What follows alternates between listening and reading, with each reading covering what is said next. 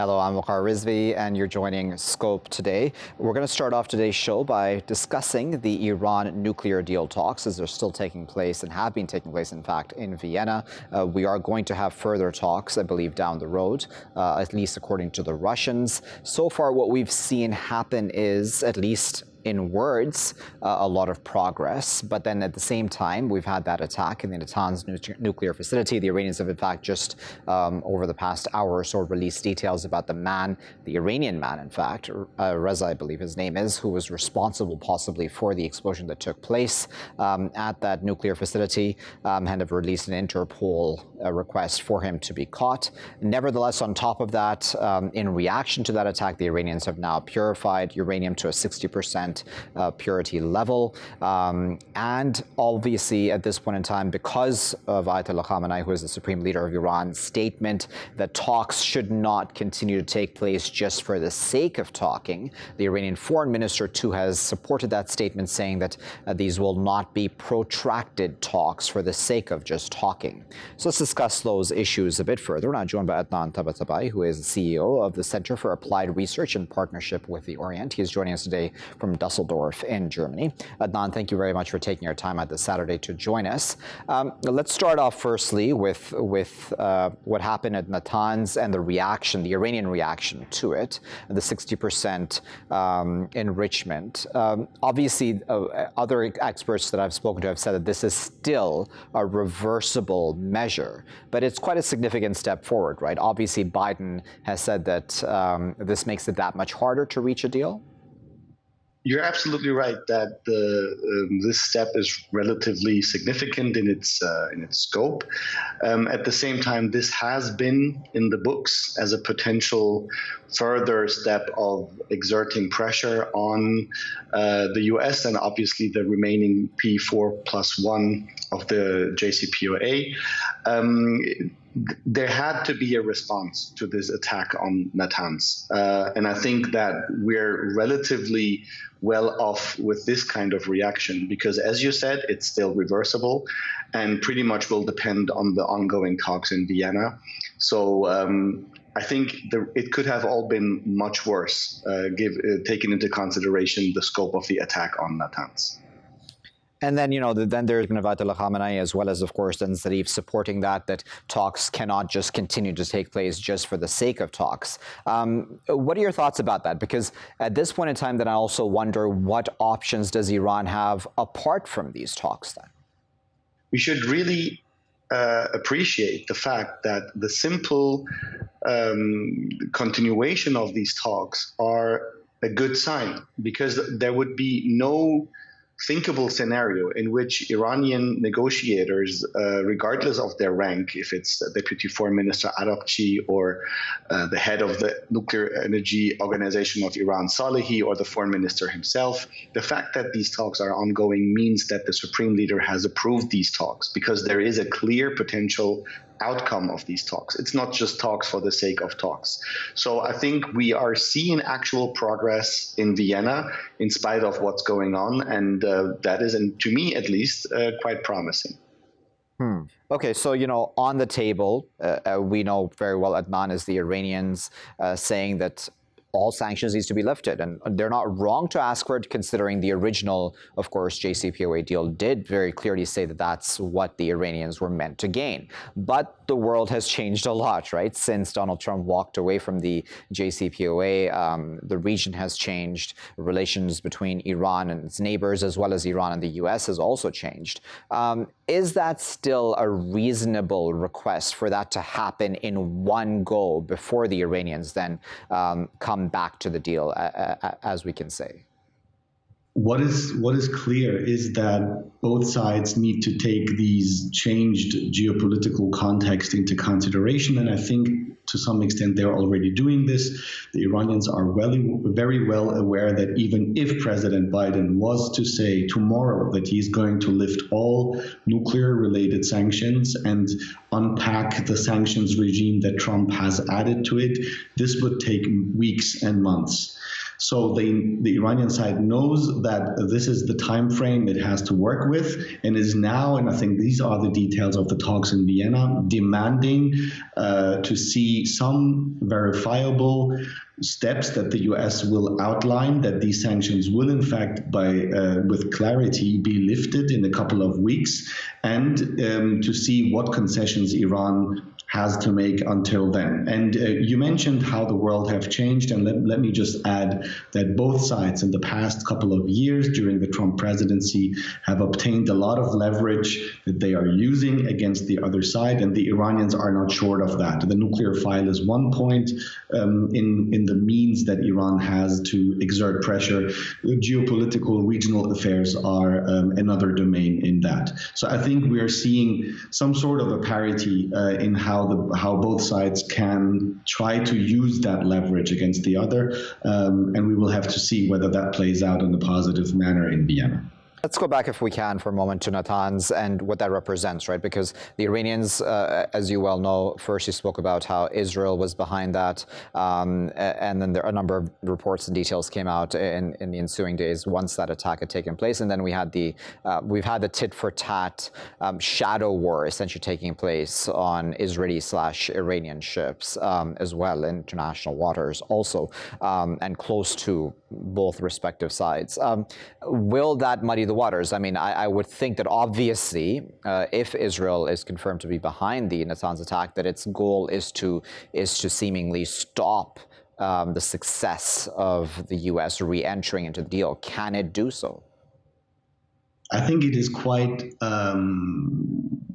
clear that the Israeli side is totally opposed to the JCPOA being restored, and that it doesn't fall short of undertaking steps to undermine the talks, even if it's against the will of the US government led by Joe Biden. And it's not just the Iranian side suggesting that Israel was behind the attack. There have been Israeli media reports, US media reports referring to the intelligence community, and we know that these types of operations have been happening in the past. It's the second attack on Natanz within less than 12 months.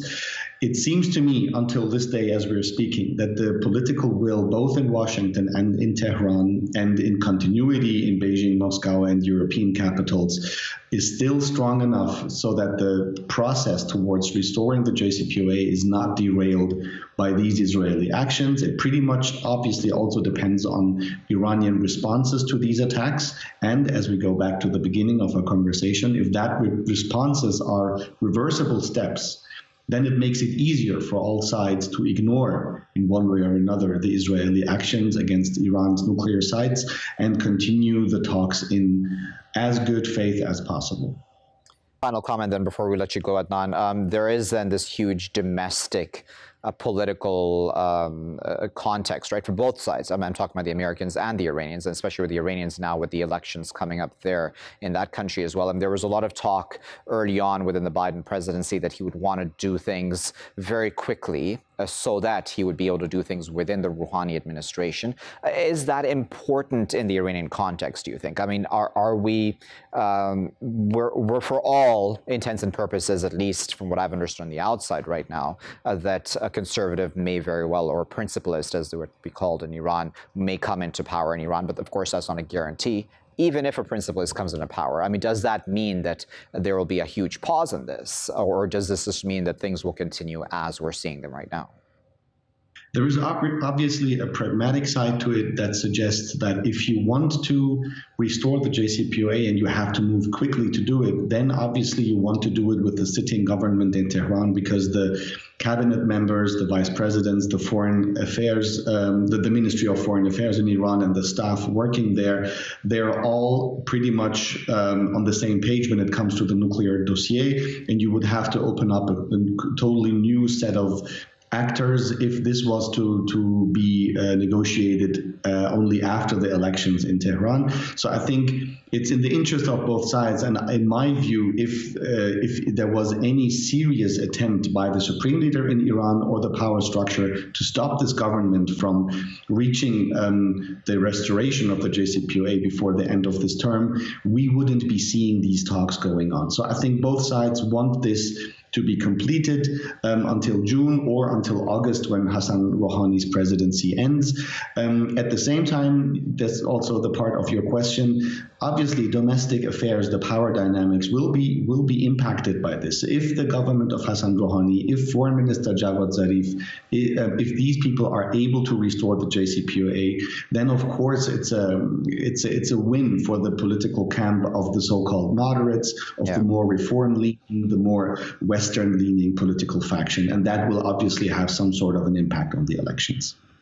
Very well. We'll leave that on word, but we really appreciate Adnan for taking his time out to speak to us this Saturday, for sharing his expertise with us. He was speaking to us from Düsseldorf in Germany. We spoke there about the Natanz attack that, for all intents and purposes, we believe Israel was behind. The Iranians have just, in the past hour or so of this recording, have released details about the very specific man who they believe, who was in Iran, who was behind that attack, who then has now fled the country in advance, in fact, of that attack, fled the country. Nevertheless, the Iranians, in reaction, have now enriched uranium to a 60% purity level. The Biden administration is saying it does not appreciate that will make things harder for the talks going forward. The Europeans have also said there is no excuse to do so. The Iranians, as Adnan there said, had already planned this out in the sense that this would be a reaction, which again is still very much reversible. So Iran has not taken an irreversible step even at this point. Then on top of that, there is the issue of talks for the sake of talks. Adnan, they're laying out for us that it seems that at this point in time, at least, Ayatollah Khamenei believes that these talks are not just going on for the sake of talks. So his support may very well still be behind these, as long as he continues to see some sort of light at the end of the tunnel. I'll be back with my next segment after this break.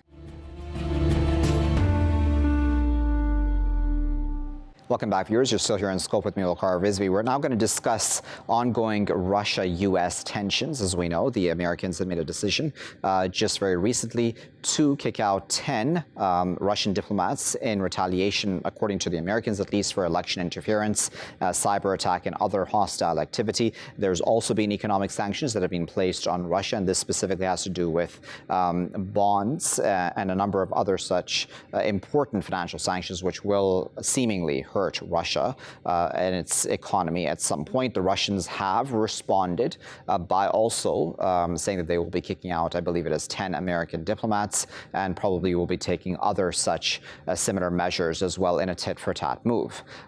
There's a lot on the table that the two countries disagree about. I mean, ever since Donald Trump came into office, the previous president of the U.S., there's been this chorus that Russia's been interfering in American democracy, and that it's been carrying out cyber attacks on a regular basis on American institutions, American government institutions as well. So let's discuss all of these a bit further. We're now joined by Pigman, who is an analyst with Foreign Policy Center Research. In fact, pardon me, he's a research fellow, I should say, with Foreign Policy Center. He's joining us today from London. Joining us from Moscow are Tim Kirby and Dr. Anastasia Likhacheva. Tim is an analyst with Strategic Culture Foundation, and Anastasia is the director of the Center for Comprehensive European and International Studies at HSE University. Anastasia, Tim, and Lincoln, thank you to all three of you for joining us this Saturday. Lincoln, let me start with you. We've had now these tit-for-tat moves on both sides taking place. What do you make of the concern on the American side, at least, and the justification for this? As you know, these sanctions followed a comprehensive review within the administration that started in January, that had been going on for quite a while, basically just trying to get a sense of the veracity of some of these allegations in the case of the Afghanistan bounties that were reported in 2020, hacking, election interference, and ultimately the administration has decided to go with these moves because they're proportionate, but keep a window open for what they call engagement. Ultimately, the dilemma that the administration faces is that, on the one hand, it wants to proportionally punish Russia while keeping the door open to engagement, despite the tension between those goals. On the other, it has learned from previous experience that sanctions rarely affect Russian behavior. So if you take those steps at all, you have to sort of settle for the punitive logic. I think the Biden administration is already finding, with Russia's response this week, that it's unlikely to lend itself to further diplomacy, but the U.S. just found since 2014 that when it comes to sanctions, that's its main tool, but it's always in conflict with engagement. Anastasia, what are your thoughts about that? I mean, as I said, there's a long list of grievances on the American side when it comes to Russian activities, but I would think that the Russians also have just as long a list of grievances about the Americans. Actually, by now, both sides openly declare that they consider each other as adversaries, and the recent executive order is of very comprehensive nature that is not typical for American Russian sanction policy. Usually, previously, executive orders focused on some particular issue, and some congressional acts tried to manage it from the comprehensive point of view. Now we see the shift of activities to the level of the president, and actually, that's a very open declaration of intentions that almost any sector of Russian economy, any company, and any potential partner could be sanctioned if his or her activities would be considered as an adversary one. So it's the most recent package is more a teaser of coming sanction policy. That's how it's considered in Russia, and that's partially answers why Russian reaction focuses mostly on diplomatic and political playground, with the exchange of diplomats, a qualification of conditions for diplomatic service, but of course, strategic understanding of non-friendly positions of both sides is clear. The problem is that the huge lack of some positive agenda for even long-lasting future absent from both sides of the ocean. Tim, what are your thoughts on this? Because, you know, as I mentioned, the Americans not just kicked out 10 Russian diplomats, but also placed these economic sanctions, as Blinken has also mentioned. How significant are those? And do you agree with Anastasia that this is just almost a preview of what more is to come, possibly? Preview part, I definitely agree. This process of sanctions has become almost cyclical in a way. Like there's this cycle that just keeps going over and over again about every 6 months. About the rationality of sanctions, we shouldn't forget that some of the sanctions placed on the Soviet Union for having a repressive system, I believe in the early 70s, called the Jackson-Vanik Amendment. It's important to note that that was only repealed under Obama, I believe, in 2012. So the problem is that people think that these sanctions are based on some sort of deep-seated, overarching logic, but history would show basically things are the other way. Because if they wanted to really hurt Russia, they should have gone to maximum sanction level immediately. What's ultimately happening is they're sort of slowly, it's almost like a slow divorce, where they're weaning sort of the Russian elite out of contact with the West, and the Russian economy is slowly being pushed away, which is in a lot of ways what many patriotic sort of forces in the early Putin era actually wanted. So in a weird sort of way, Russia's actually being slowly allowed to sort of develop itself and not have much foreign competition. So I think that these sanctions have actually kind of worked out as a plus for Russia as a nation. However, for those of us who like to take a nice holiday in Europe, they've definitely become a minus. With this hardening of positions then on both sides, would it be fair to say that both sides actually lose out? Because, I mean, if you're having this significant amount of tensions on both sides, then it's not like it's helping either of them, right? And they both are significant powers worldwide. I mean, so they both have, for example, influences in places like Iran, for example, when it comes to the Iran nuclear deal. They still have influence in places like Syria, Venezuela, for example. I mean, the list can really go on where these two clash and or possibly even agree on at some point. So does this hurt that sort of then cooperation as well, where we would need these two to be working together? I think that it's possible to simultaneously say that there is a sort of nominal list of shared interests, issues where the two countries could work together, and we should want that list to grow or to at least remain in place. I think it's also possible to say that in practice, Russia and the United States differ too fundamentally on most of these issues to justify even a presidential summit meeting like the one that Biden announced, proposed as he imposed these sanctions. Ultimately, I think putting Putin and Biden in the same room would serve mostly to highlight how little the two countries can get done at this time.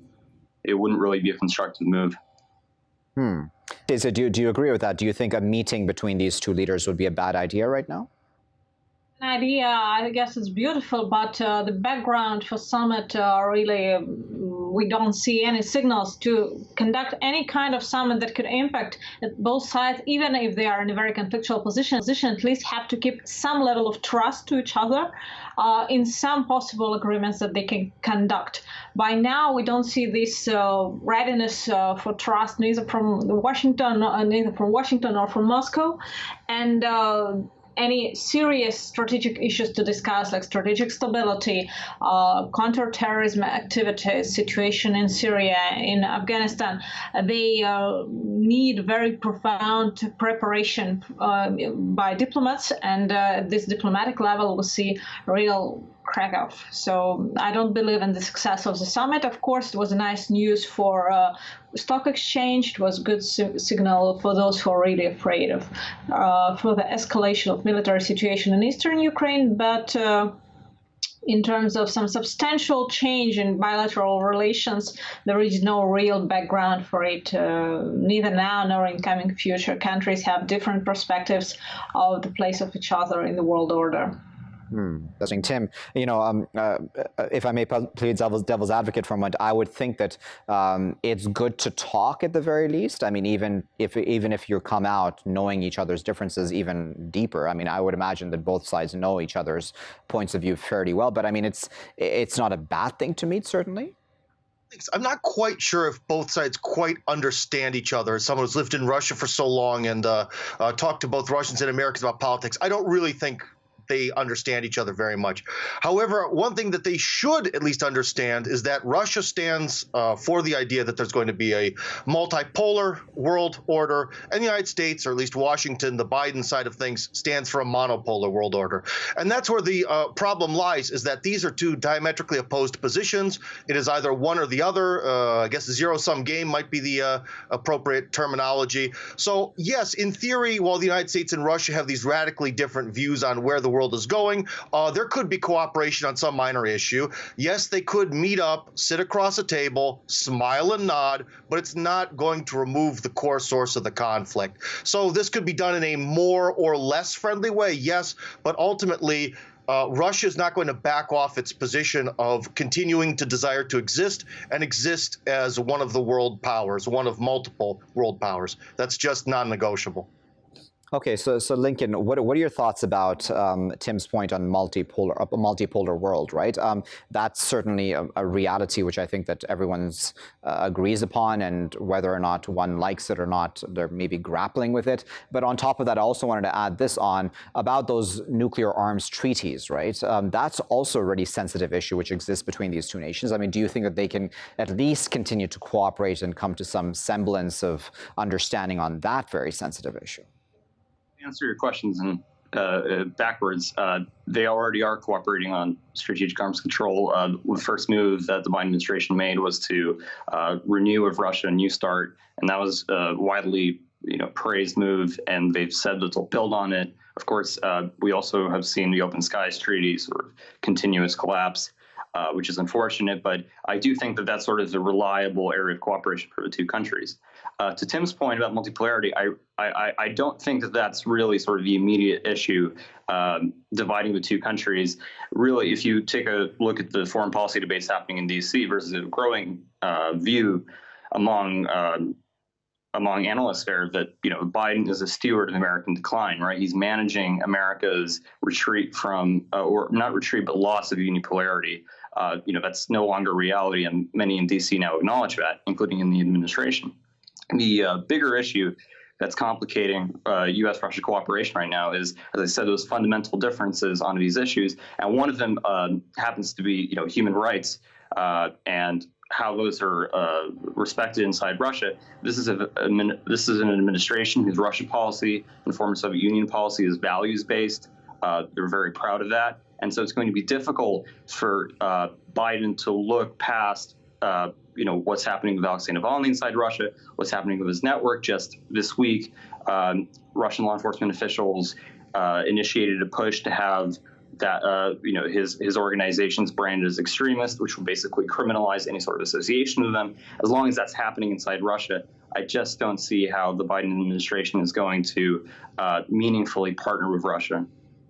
That's a good point, isn't it, Anastasia? Because regardless of the differences between the two countries, I mean, do you agree that there are some very legitimate concerns about human rights within Russia, for example, towards it, regarding its treatment of Alexei Navalny, A, and even B, its activities, for example, towards Ukraine? So, I mean, the buildup on the Ukraine border, Crimea, Donbass, etc. I mean, the list is quite endless. Well, actually, that's a very interesting point, how these two issues, in fact, are very connected in Russian understanding of foreign policy activities and in terms of the world order itself. So for Russian administration, multipolar world is not some beautiful abstraction, and human rights and Donbass, Crimea, and Eastern Ukraine are some parallel issues. According to the idea of multipolar world for Russia, the idea that other country punishes Russia for Russian domestic affairs is the symptom of monopolar world. So this is the triggering point for any discussions and the future dialogue. Also, that the issue is clear that Russian Foreign Ministry quotes regularly that for decades, United States do partner with many countries with a very discussionable situation in the area of human rights, and it doesn't raise any concerns. And when we speak about Russian foreign policy, Russia clearly stands for the idea that Russia builds its foreign policy respecting the sovereignty of other countries and not trying to interfere into domestic affairs. The clearest difference between these two approaches is Russian relations with the West and Russian relations in Asia. So with the West, Russia deals in conflictual environment with some symptoms of cooperation when it's possible. And in Asia, Russia mostly acts in cooperative environment, full of some conflicts, but the general trend is here. So this is very different approach for Russian foreign policy to manage. We're quickly running out of time, so I just want to give Tim and Lincoln final comments, and time for final comments, I should say. And just under a minute, if you can, Tim, on that point of Ukraine and where that may head, I mean, does that have the potential for more of a military standoff, or do you think this will just very much still be sort of like this chess game, if I may call it that? Well, I've heard in the news over the years many times that the big attack is coming. So there's sort of already a boy who cries wolf factor. I think Ukraine is probably, in my personal opinion, going to remain a very long, stagnant, ongoing problem. But is there a potential for this to be resolved militarily? Of course there is.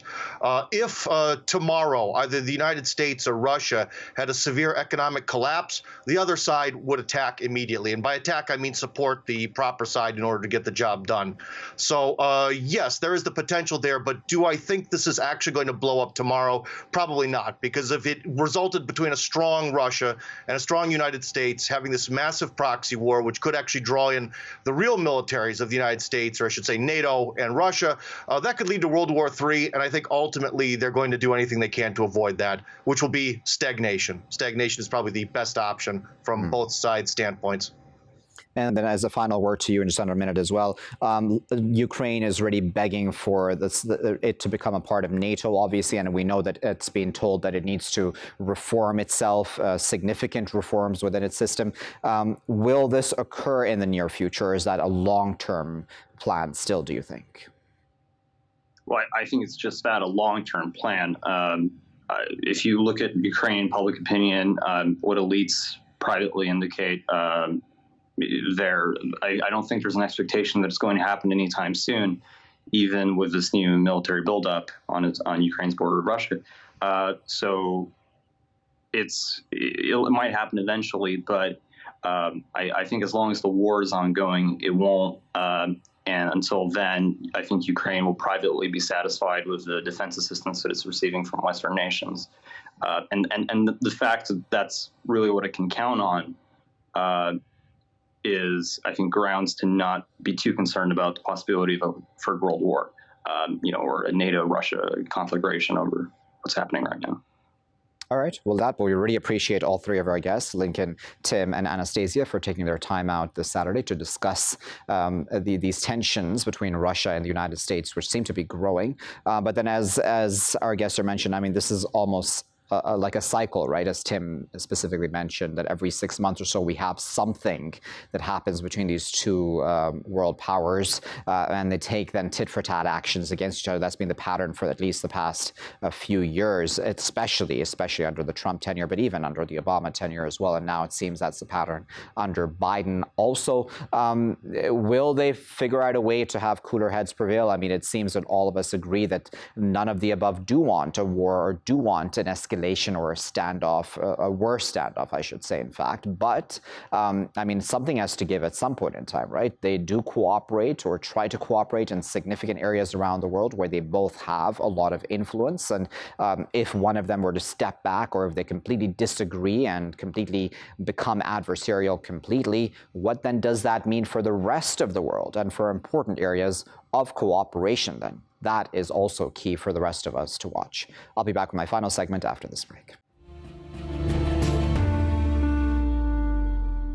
Welcome back, viewers. You're still here in Scope with me, Waqar Rizvi. Now, in the final segment of today's show, we're going to discuss Palestine and its relations with the UK in the context of that ICC investigation, which has begun into possible war crimes that have taken place throughout the occupied territories.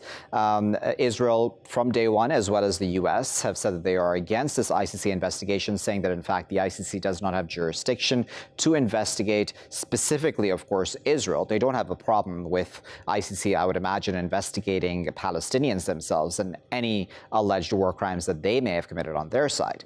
The UK now has added its voice more officially through Boris Johnson, saying that he is against this ICC investigation, even though he does overall, in fact, support the ICC as a whole to be able to carry out international law and to ensure that there is equality in that regard, saying that this is a biased investigation altogether. The Palestinians have responded, saying that this represents then a low point in relations between Palestine and the UK because of this stance of Boris Johnson. I would imagine that for anyone on the Palestinian side that this is not a surprise altogether.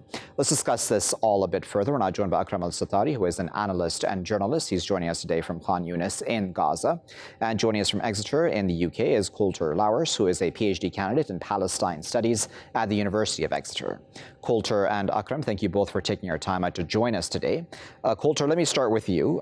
As I said, probably not a surprise to have the stance by Boris Johnson, but what exactly do you think are the, are the stances, are the problems really that the UK would have with the ICC investigation overall?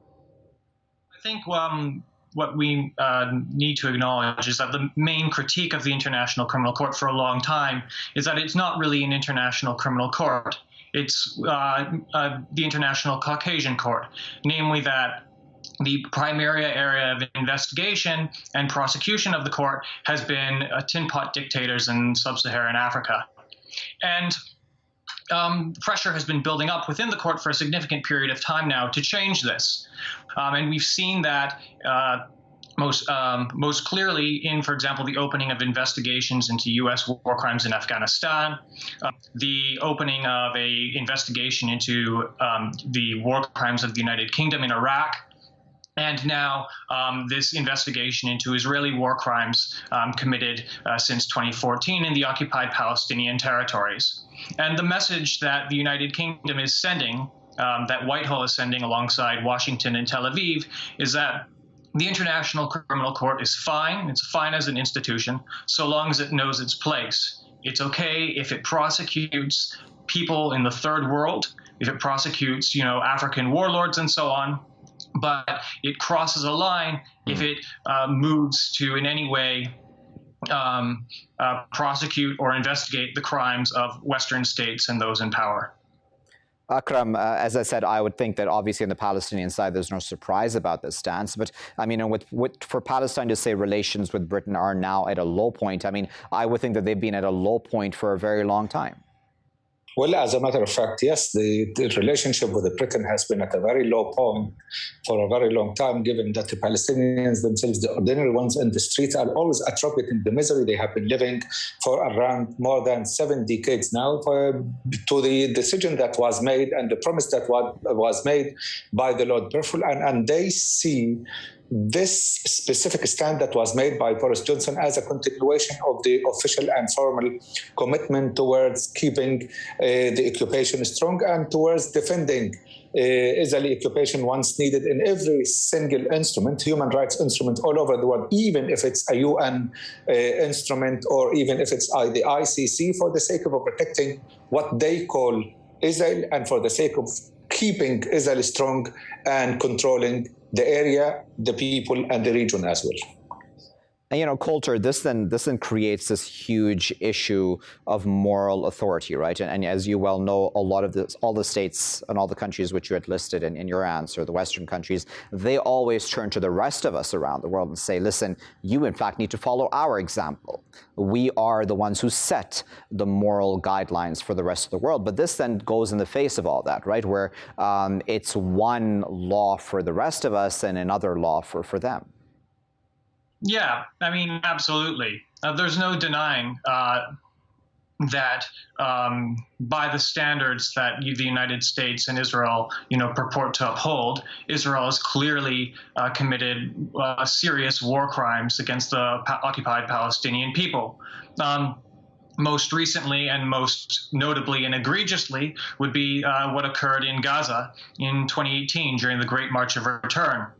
When Israeli snipers, IDF snipers, carried out what Amnesty International called a murderous assault, I'm quoting them there, against unarmed civilian protesters, and what a UN Human Rights Council investigation, a very lengthy investigation, found involved, I'm using their language now, the intentional shooting of journalists, of children, of disabled people, of medical personnel, knowing that they were as such.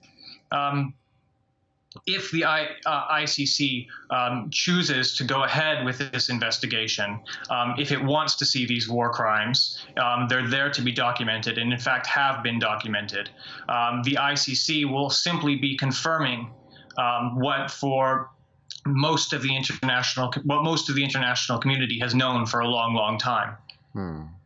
Akram, in this investigation, it's not like it's just Israel that is meant to be investigated. Hamas will also be investigated, and I believe Palestinians as a whole will be investigated too for any alleged war crimes they may have committed. Now, putting aside the argument of whether or not Palestinians have committed any such crimes or not, but the point I'm trying to get at is, do you think Palestine would react or has reacted in the exact same way that Israel has, in the sense saying that, listen, we don't accept your jurisdiction altogether over investigating us. How dare you investigate us?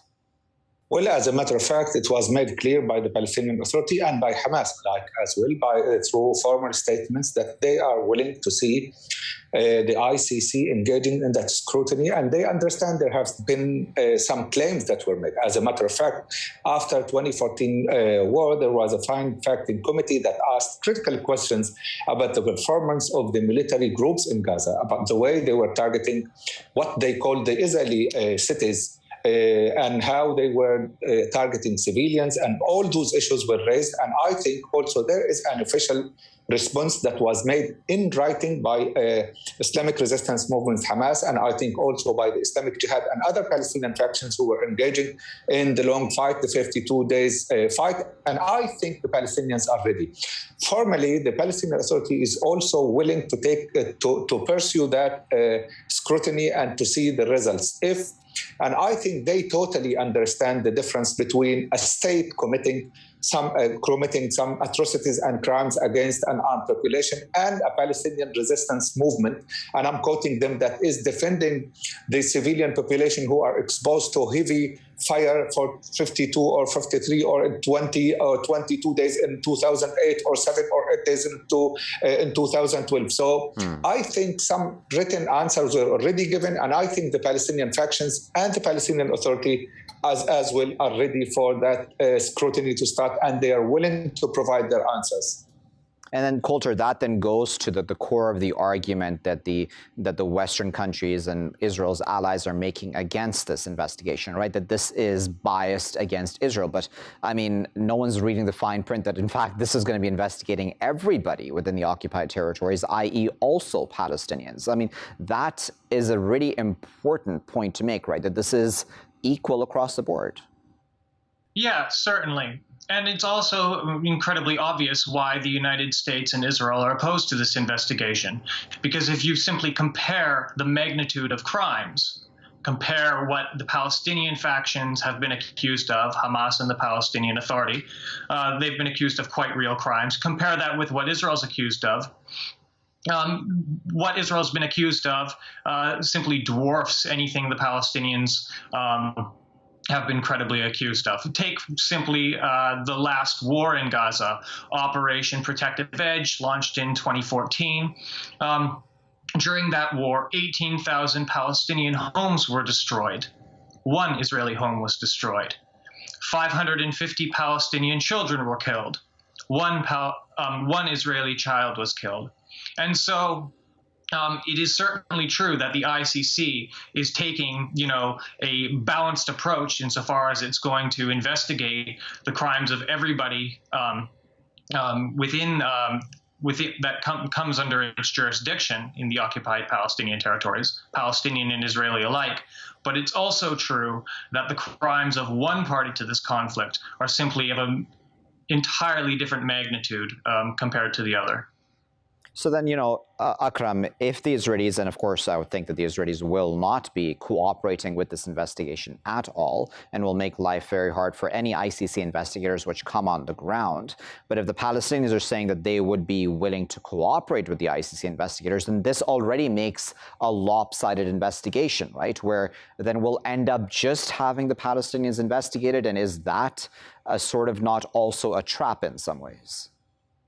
Well, I think we will end up having no ICC scrutiny conducted in the Palestinian territories. The way everyone is responding now and the way the United States is making some formal statements about the support of Israel and the way Boris Johnson is wording his statements sent to the conservative Friends of Israel lobby group tells they are doing whatever they can to stop ICC from proceeding with that scrutiny, with that investigation. And I think eventually they are not allowing them to start that investigation. As a matter of fact, there was a UN fine-facting committee that landed in Tel Aviv airport after 2014 war, and they were denied access to Gaza. They're not allowed to access Gaza. They were told that they are going to a very risky area and that they are not allowed to go so, and Palestinians and Gazans are the murderers, the ones who are organizing the war against the innocent Israelis who are living